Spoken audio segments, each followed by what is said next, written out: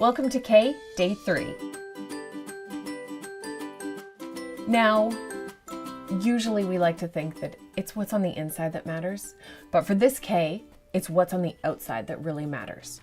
Taking it from this wickerish, is that a word? It is now. Wicker type look to a yell. So that means we need a few things. One thing is we're going to do a shadow that is on the outside, so not where you would expect a shadow to be, because typically the light's coming from the top, so the shadow ends up being on the bottom.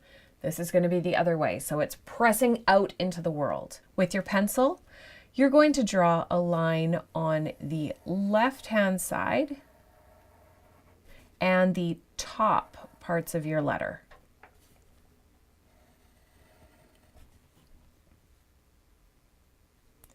Now, this part here is confusing because you want to think top, but then that's the right-hand side. So first priority is the left-hand side of the letter. Second priority is the top. But that's not quite enough to embellish the outside.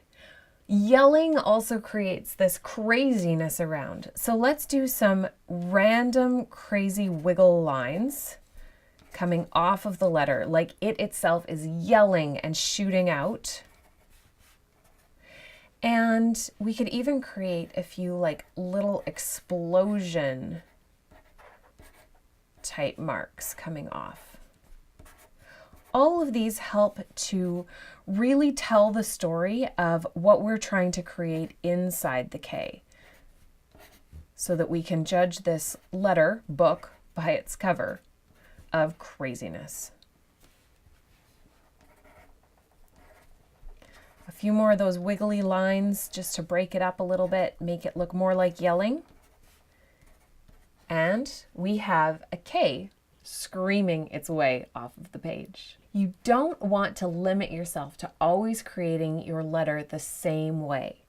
If you have a hard time doing this with completely just your pencil, you can always pull out a gray brush pen, light gray, draw your K in, and then see how you can fill the inside of the letter or the outside in a different way that gives you a new style of lettering or a new way to make your letter pop off the page. And remember, please share your creative moments with the hashtag incyalphabet so that we can all create together.